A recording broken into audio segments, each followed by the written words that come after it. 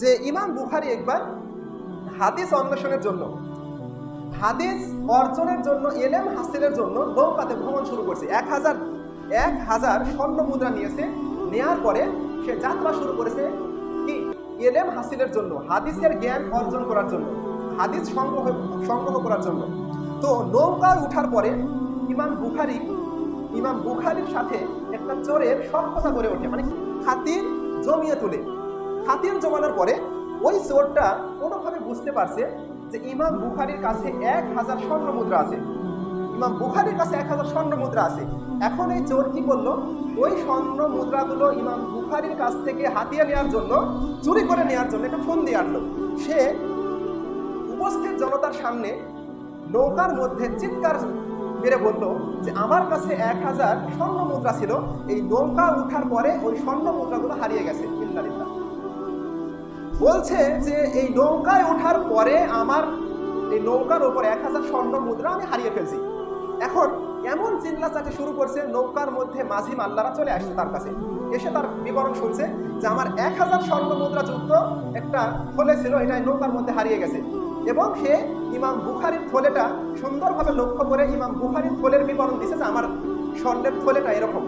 এখন মানুষ কি করলো, যত যাত্রী ছিল নৌকাতে, ওই মাঝি মাল্লারা প্রত্যেক মানুষকে চেক করতে শুরু করছে, তার শরীর পকেট চেক করতে শুরু করছে। এখন ইমাম বুখারী যখন বুঝলেন যে চোর ফোন দিয়ে আসছে আমার স্বর্ণ মুদ্রাগুলো নেওয়ার জন্য, চিন্তায় পড়ে গেছে যে এখন কি করি। তখন ইমাম বুখারী কি করলেন, তার স্বর্ণ মুদ্রাটা বের করে আস্তে করে পানির মধ্যে ফেলে দিছে। এখন ফেলে দেওয়ার পরে সকল মানুষকে সার্চ করা শেষ। এখন 1000 স্বর্ণ মুদ্রা কোথাও পাওয়া গেল না। এখন নৌকার মধ্যে যত মানুষ ছিল সকলেই চোরকে মিথ্যাবাদী সাব্যস্ত করলো। মিথ্যাবাদী সাব্যস্ত করলো, তাকে তিরস্কার করলো, অপমান করলো, শাস্তি দিল। চোর ভীষণ অপমানিত হলো। অপমানিত হওয়ার পরে যখন নৌকা থেকে নামার পরে চোর ইমাম বুখারীকে বলছে যে জনাব, আমি তো আপনার কাছে 1000 স্বর্ণ মুদ্রা দেখছিলাম, তা আপনি স্বর্ণ মুদ্রাগুলো ওই লুকায় রাখছিলেন।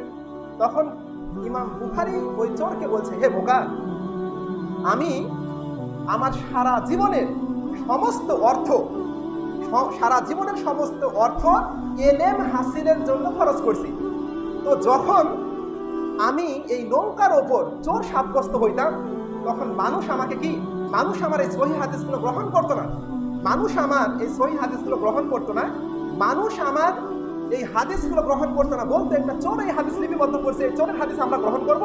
মানুষ সর্বদা আমার এই সহিহ হাদিসের প্রতি মানুষ আঙ্গুল তুলতো এবং বলতো এই হাদিসটা একজন চোর লিপিবদ্ধ করছে। আমার সহিহ হাদিসকে মানুষ অপমান করতো, তিরস্কার করতো।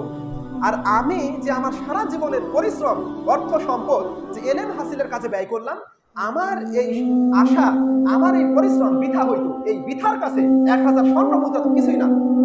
তার মানে যেই মানুষটা বলছে যে আমি আমার সারা জীবনের অর্থ এলেম হাসিলের জন্য সমস্ত অর্থ ব্যয় করছি, আজকে এই 1000 স্বর্ণ মুদ্রার জন্য আমার সহিহ হাদিস মানুষ গ্রহণ করতো না। মানুষ আমার উপর আঙুল তুলতো, আর মানুষ তখন আমার সহিহ হাদিসের কি অপমান করতো, তিরস্কার করতো। আমি মরে গেলেও এটা বরদাস্ত করতে পারতাম না। আর এর কাছে 1000 স্বর্ণ মুদ্রা তো কিছুই না, একদম মূল্যহীন।